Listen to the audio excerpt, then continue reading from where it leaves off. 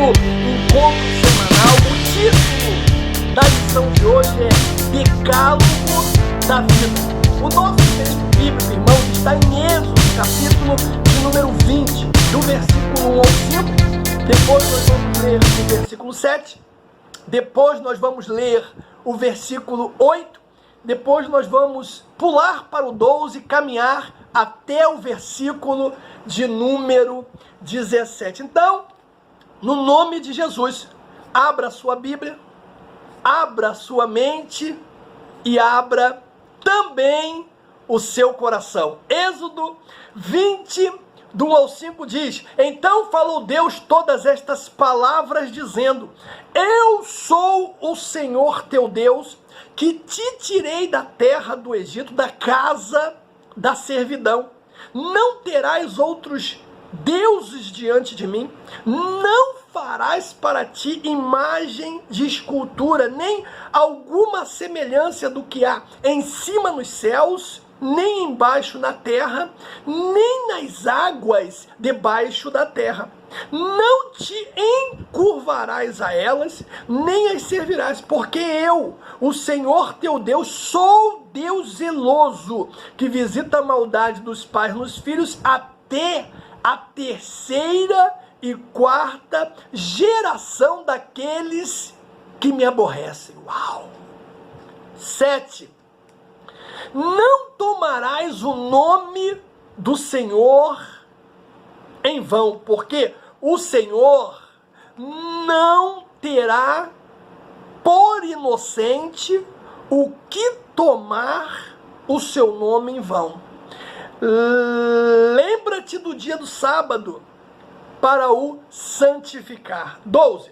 Honra teu pai e a tua mãe, para que se prolongue os teus dias na terra que o Senhor teu Deus te dá. Não matarás, não adulterarás, não furtarás, não dirás falso testemunho contra o teu próximo, não cobiçarás a casa do teu próximo, a mulher do teu próximo, o seu servo, nem a sua serva, nem o seu boi, nem o seu jumento, nem coisa alguma do teu próximo.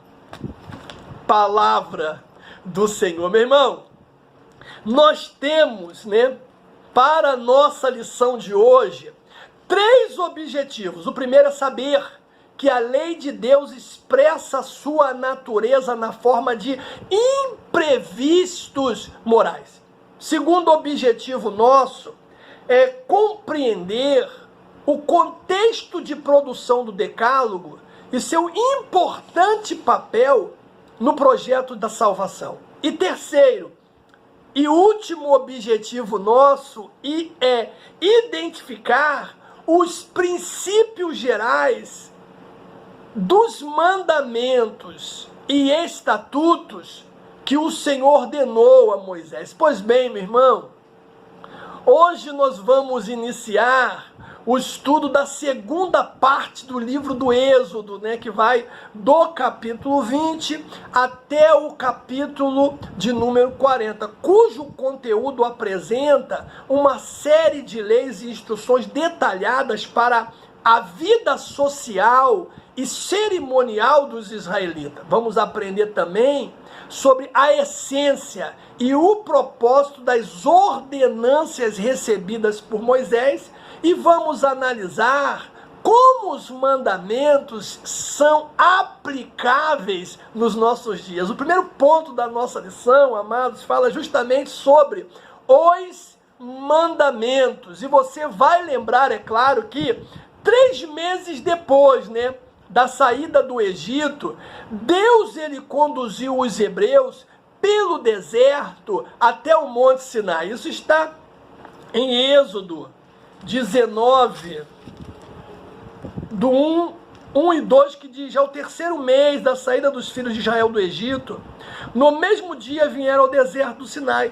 Tendo partido de Refidim, vieram ao deserto do Sinai e acamparam-se no deserto. Israel, pois, ali acampou-se defronte do monte. Então veja, eles saem do Egito, 3 meses depois eles chegam aonde? no Monte Sinai.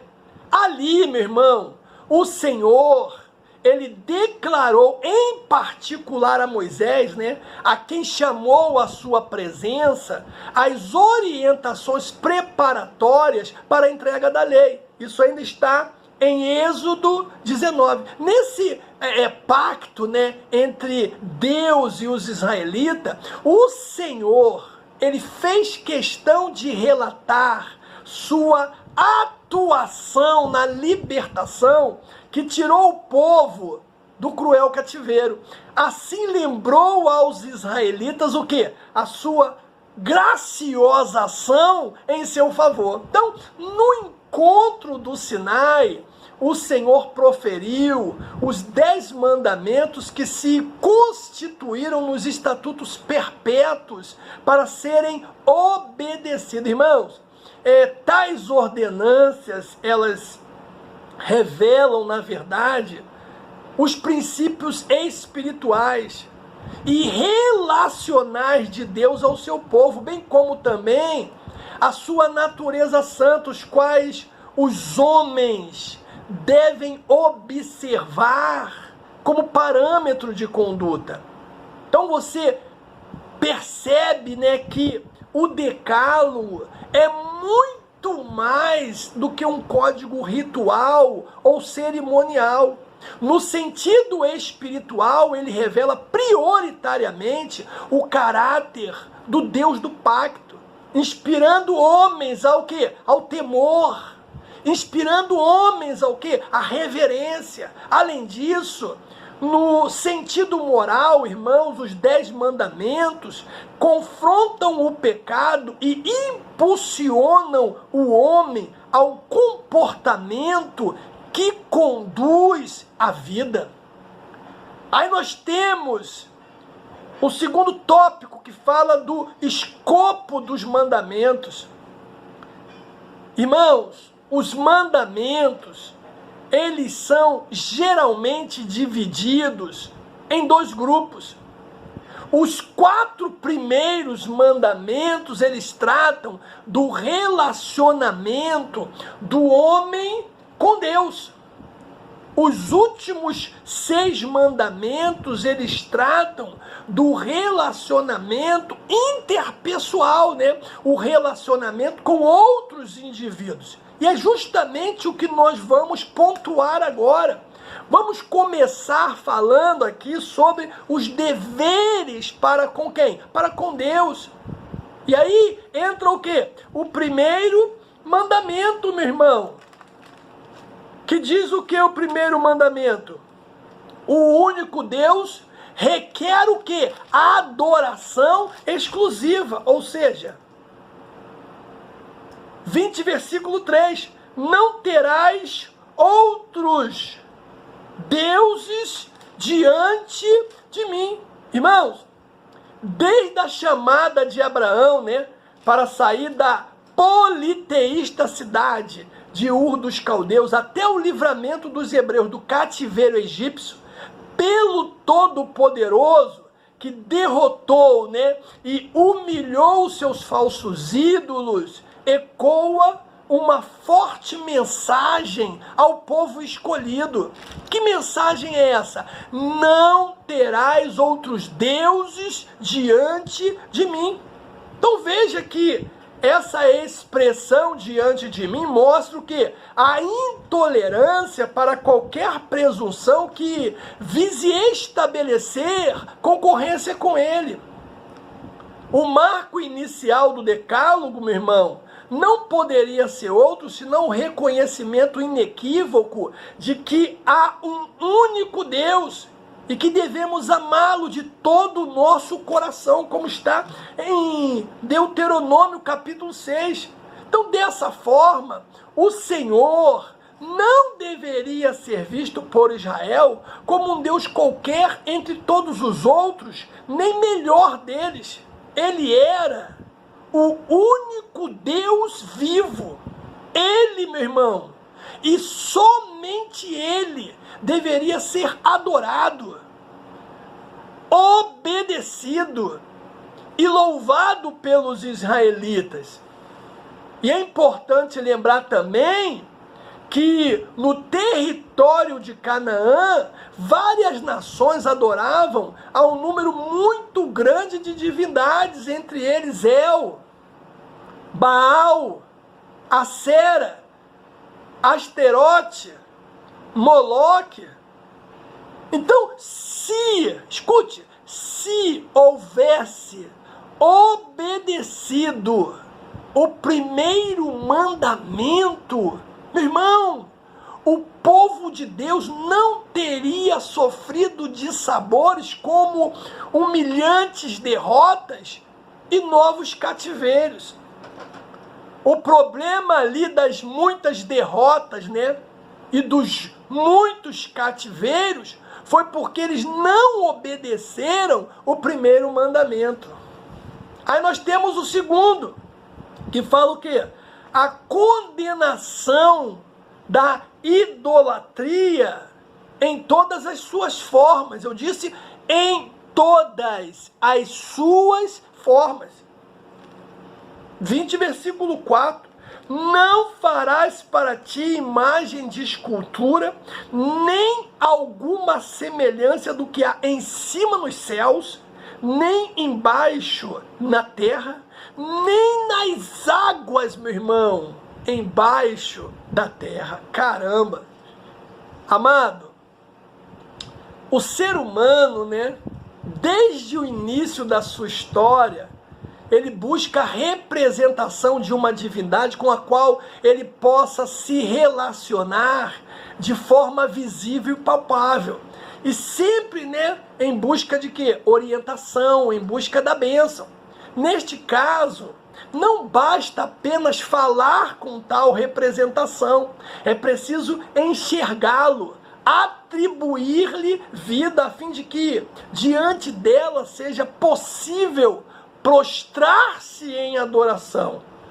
E na convivência, escute isso, com esse ídolo se estabelece uma relação efetiva, meu irmão, porque olha o que diz o salmista no Salmo 15, do 1 ao 8. Não a nós, Senhor, não a nós, mas ao teu nome da glória, por amor da tua benignidade, da tua verdade. Porque dirão as nações, onde está o seu Deus?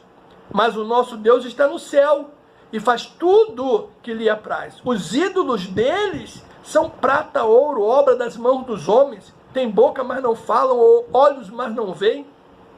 Ouvidos, mas não ouvem, nariz, mas não cheiram. Tem mãos, mas não apalpam, tem pés, mas não andam. Nem som algum sai da sua garganta. Tornam-se, meu Deus, tornam-se semelhante a eles os que o fazem e todos os que nele confiam. Olha isso, irmãos. Meu Deus do céu. Então, na convivência, né, com esse ídolo, se estabelece uma relação afetiva. A idolatria, amado, na verdade, é a representação imagética por escultura, por figura, por um suposto Deus, sabe? Por alguma divindade, por um santo, por um anjo, por um homem ou por um animal. Mas pasme o que eu vou dizer agora, a idolatria, ela pode ser até mesmo ao Deus Santo, que por ignorância, amados, ou cobiça, efetiva-se a tentativa de confiná-lo a um objeto como um copo d'água, ou outro símbolo qualquer. Nós estamos vendo isso direto na televisão aí. A proibição de fazer imagens com fim de adoração e de prostrar-se diante de qualquer objeto ou representação de Deus aponta para o verdadeiro culto, meu amado, que se estabelece pela busca espiritual da santidade de Deus, que é espírito. Contudo, não podemos esquecer, nós vivemos em um país diverso em crença e religiões, fruto do que? Da miscigenação que deu origem à população brasileira. Nós temos aí os africanos, nós temos os europeus, nós temos os americanos e muitos outros. A despeito aí da fé cristã, a pluralidade está presente no nosso cotidiano e é preciso, irmãos, sabedoria para lidar com essa situação. A tolerância e o respeito são importantes para o diálogo e para a convivência coletiva, pacífica, é o que Paulo fala à igreja, né? Aos Colossenses, capítulo 4, 5 e 6, ele diz: andai com sabedoria para com os que estão de fora, remindo o tempo, a vossa palavra seja o quê? Sempre agradável, temperada com sal, para que saibais como vos convém responder a cada um. Esse mandamento, ele é seguido por uma série de advertências ao seu povo. As futuras gerações padecerão o juízo pelo pecado da idolatria, é o que diz Êxodo 20, versículo 5. Entretanto, irmãos, não podemos esquecer o amor misericordioso do Senhor, que permanece continuamente sobre aqueles que lhe obedecem, é o que diz Êxodo versículo 6. E aqui tem um detalhe, né, muito bacana, porque o versículo 5 diz assim: não te encurvarás a ela, nem as servirás, porque eu, Senhor teu Deus, sou Deus zeloso, que visito a maldade dos pais nos filhos até a 3ª e 4ª geração daqueles que me aborrecem. Agora, olha o 6. E faço misericórdia aos que me amam e guardam os meus mandamentos. Ou seja, meu irmão, a misericórdia de Deus é maior do que a sua ira. Aleluia. Eu vou repetir. A misericórdia de Deus, meu amado, é maior do que a sua ira. E isso fica evidente no contraste aí, ó, dos termos 3ª e 4ª geração de Êxodo 20, versículo 5, com milhares de Êxodo 20, versículo 6. Isso significa que os efeitos da idoneidade se prolongam mais do que as consequências da perversidade. Caramba, irmão, sensacional. Aí nós temos o 3º mandamento, que fala o quê? A santidade do nome de Deus, que é inviolável, meu irmão. 3º mandamento: não tomarás o nome do Senhor em vão, porque o Senhor não terá por inocente o que tomar o seu nome em vão. Meu Deus do céu! O 3º mandamento, amados, inclui a ideia de não se pronunciar o nome do soberano em qualquer rito ou pacto gentil. É isso mesmo que você ouviu, meu irmão. O fato de o santo nome do Senhor não poder estar associado a deuses estranhos, isto é, a outras divindades, constitui-se em outra proibição embutida nessa ordenança divina. Os hebreus, por temor, você vai lembrar disso, né? Buscavam adjetivos para Deus, a fim de não serem culpados por tomar o nome do Senhor, Yahvé, em vão. Inclusive, parece que esse fato pode ter sido um dos motivos pelo qual o santo nome do Altíssimo tornou-se impronunciável no decorrer da história. Vale lembrar, irmãos, o seguinte, e não podemos negligenciar essa verdade. Se o nome de Deus fosse mais sagrado em nossas igrejas, talvez fosse mais sagrado no mundo também. O mundo, ele tem olhado para dentro da igreja e visto que o nome do Senhor não é tão santo assim nos nossos lábios. Esse tem sido um grande problema. Então, a proibição, de usar o nome de Deus em vão ocorre em função do mesmo estar, irmãos, intimamente ligado ao caráter divino. Assim, por causa da natureza santa do nome do Senhor, o mesmo deve ser o que? Reverenciado, invocado, louvado e bendito, como está em Mateus 6, versículo 9. Empregos desrespeitosos do santo nome do Senhor inclui, primeiro, meu irmão, o uso trivial, falar de modo frívolo acerca do Senhor. Segundo, o juramento falso ou leviano, como se a falsidade de uma pessoa pudesse ser apoiada pelo grande Deus. Terceiro, a associação do nome divino a rituais, de bruxaria, de feitiçaria. Quarto, a linguagem religiosa que faz o uso do nome de Deus com a intenção de enganar e ludibriar, como está em 1 de João. Te convido a ir lá.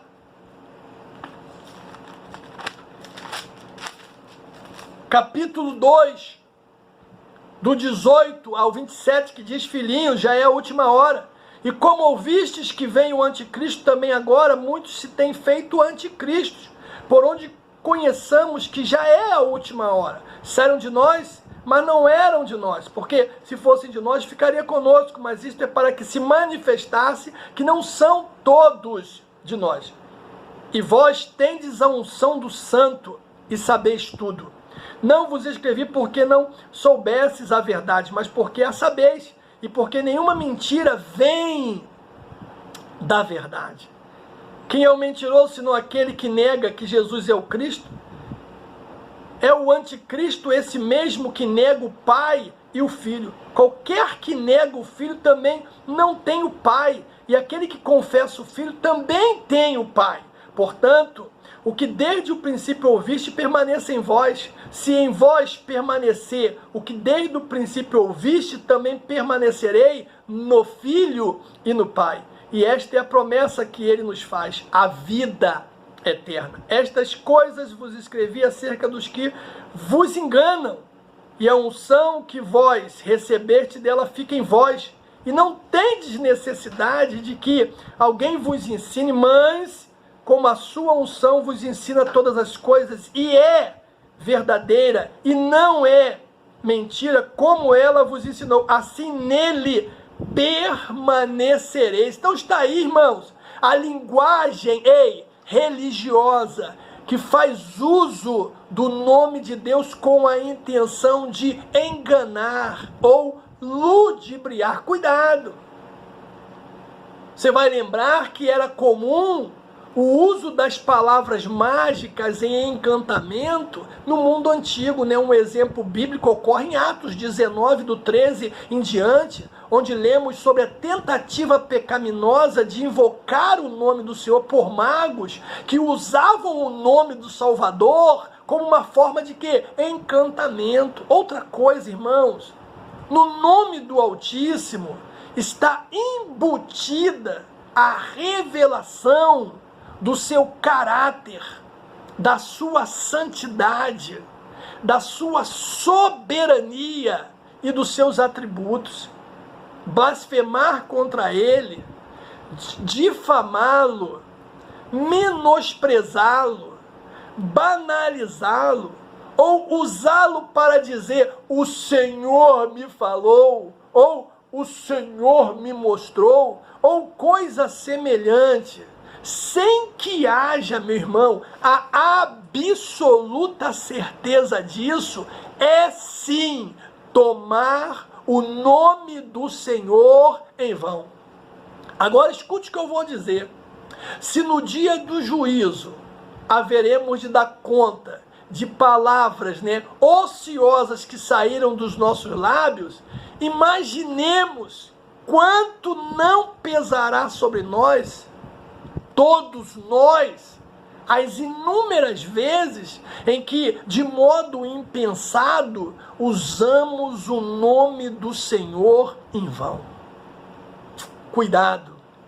Quarto mandamento fala do quê? O memorial da criação e do Criador. Isso está em Êxodo, capítulo 20,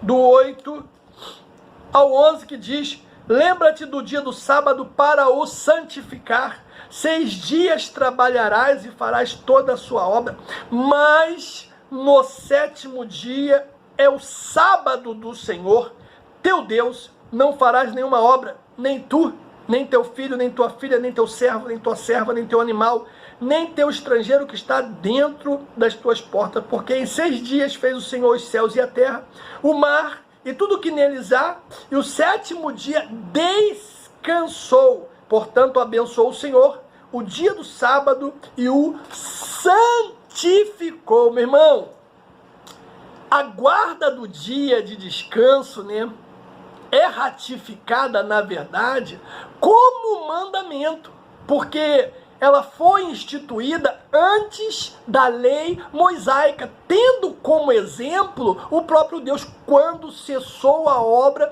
da criação. A mensagem dessa ordenança é que Deus exige o descanso após 6 dias de trabalho, Êxodo 29, e que esse tempo é dele, e que esse tempo é santo. Um tempo de repouso esperado do tempo comum dos dias da semana. Então, aí estão os 4 primeiros mandamentos que diz respeito à relação do homem para com Deus. Agora entramos, né, nos outros 6 que fala do quê? Da relação interpessoal. A relação com os indivíduos. O 5º mandamento fala o quê? A honra devida aos pais. Que diz a palavra do Senhor, meu irmão? Versículo 12. Honra teu pai e tua mãe, para que se prolongue os teus dias na terra que o Senhor teu Deus te dá. Olha isso. Honra os teus pais e tua mãe, teu pai e tua mãe, para que se prolongue os dias na terra que o Senhor teu Deus te dá. Cara, a honra, meu amado, inclui a reverência. A honra inclui a obediência, meu amado. A honra inclui o cuidado dos pais nos dias de velhice, como está em Provérbios 23, 22. Com detalhe, querido, este é o único mandamento com uma promessa vinculada. O prolongamento dos dias de vida. Além disso, irmãos, escute o que eu vou dizer. A pena capital era imposta ao filho que ousasse ferir seus pais ou maldizesse. Só bastava maldizer o pai, meu irmão, para que fosse aplicada na hora a pena capital. Leia aí Êxodo 21, 7. Marcos 7, 10. A guarda desse mandamento ilustra bem o modo como amamos a Deus. Esse amor reflete-se com mais clareza no modo como tratamos nossos pais, nossos semelhantes mais próximos, sabe? Ô, meu irmão, primeiro, a adoção de uma forma sublime de piedade. Segundo, o estabelecimento de uma regra de justiça e gratidão. Terceiro, a aplicação prática dos 2 primeiros mandamentos. Temos também agora o 6º, que fala o quê? A respeito da preservação da vida, meu amado.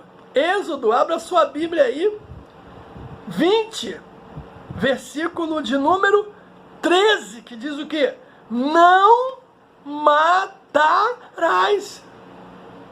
Caramba, meu irmão, ninguém tem o direito de tirar a vida de um indivíduo de forma ilegítima. Eu falei de forma ilegítima. Ninguém tem esse direito. O primeiro, né, e o mais conhecido dos casos é o de Caim, que matou seu irmão Abel. Aí, para cobrir o assassinato, Deus disse que quem matasse Caim seria o quê? Castigado 7 vezes. Temos também o caso de Lameque, que se vangloriou de ter matado um homem que o ferira e um jovem que o pisara. Em Gênesis 9, Deus mostra o rigor contra o assassinato, meu irmão, que diz a palavra: quem derramar o sangue do homem, pelo homem, o seu sangue será derramado, porque Deus fez o homem conforme a sua imagem e semelhança. Aí você pode aí começar a se questionar, né, e fazer uma pergunta, né? Poxa, se Deus proíbe o assassinato, por que que ele mandou matar no Antigo Testamento? Foi uma verdade, né? Por exemplo, para os hebreus possuírem a terra prometida, tiveram que travar duríssimas batalhas contra os povos. Porém, eu sempre digo o seguinte, irmãos: há uma diferença entre resoluções divinas e as humanas. Olha só, todos os homens estão debaixo do 6º mandamento. Deus não. Deus é soberano. Ele está acima de tudo, acima de todos, inclusive acima do 6º mandamento. Além disso, Deus é o Criador da vida, meu amado. O Senhor é o que tira a vida e dá, como está em 1 Samuel 2, versículo 6. Então guarde isso, meu irmão, no nome de Jesus. Todos os homens estão debaixo do 6º mandamento. Deus não está, Deus é soberano. Deus está acima de tudo e de todos. Ele é o Senhor que tira e dá a vida. 7º mandamento fala do quê? Da fidelidade conjugal. Não adulterarás, irmãos. Olha só, casamento é uma decisão divina que se perenizou na humanidade. O Senhor deu ordem para que o homem deixasse a casa do seu pai, né, se unisse à sua mulher, para que fossem uma só carne. Gênesis 2. Por isso criou 2 seres diferentes, macho e fêmea. Macho e fêmea. Depois Deus fez o quê? Os abençoou, dizendo o quê? Frutificai e enchei a terra. Então, Deus criou apenas uma mulher para Adão, e ao criá-la, o Criador disse assim: far-lhe-ei uma adjuntora. Nós sabemos que com o passar dos tempos, né, a poligamia ela apareceu, mesmo entre os patriarcas e os reis de Israel. Isso foi uma desgraça, porque o casamento, irmãos, é uma aliança inquebrável. Essa ordenança protege a família da sua desintegração, porque o adultério viola a santidade de Deus. O mandamento, né, ele abrange o comportamento de ambos os cônjuges. ao contrapor essa situação, Jesus ampliou o alcance deste mandamento, localizando que a sua origem no interior do coração, onde procede os desejos carnais, como está em Mateus, capítulo de número 5. Vamos ler aqui então. Mateus 5, versículo 27. Ouvistes o que foi dito aos antigos, não cometerás adultério. Porém eu vos digo, qualquer que atentar para uma mulher para cobiçar, já em seu coração cometeu adultério. Portanto, versículo 29, se o teu olho direito te escandaliza, arranca-o e tira para fora de ti, pois te é melhor que se perca um dos teus membros, do que todo o teu corpo seja lançado no inferno. Então aí está, irmãos. Então, aonde está localizado toda a dificuldade do homem? No interior do seu coração. O adultério, amados, representava uma traição não apenas a um compromisso, mas a um relacionamento. Qualquer que tratasse, escute isso, qualquer que tratasse o casamento de forma desrespeitosa também estaria tratando a sua relação com Deus da mesma forma. Lembrando que o adultério, meu irmão, é o maior responsável pela destruição dos lares. É o maior responsável pela infelicidade dos filhos. É o causador de muitas mortes geradas por ciúme. É, na verdade, irmãos, a traição mais ferrenha do amor. Uma quebra da lealdade, um assinte contra a fidelidade e a honra. Oitavo mandamento fala do quê? O direito de propriedade preservado, irmãos. Que diz a palavra do Senhor? 15. Não furtarás.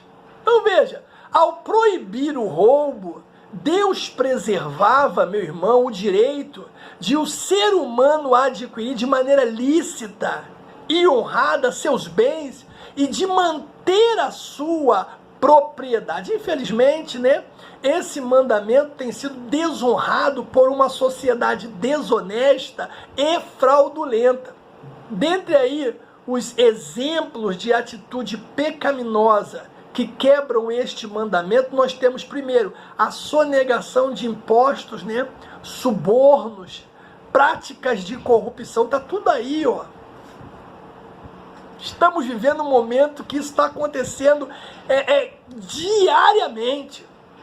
Outra coisa, o comércio de produtos adulterados, plágio, roubo de propriedade intelectual, falta de inteligência, esmero no emprego, retenção de salário dos empregados, meu Deus do céu, cobrança majorada ou indevida de valores na prestação de serviço, meu irmão, cobrança de juros abusivos, falha no pagamento das dívidas. Caramba, irmão, essas atitudes demonstram uma vida governada pela ganância, pelo desprezo aos semelhantes, sabe? O qual devemos a todo custo repudiar, como Paulo diz lá na sua segunda carta aos Coríntios, capítulo 8, 21.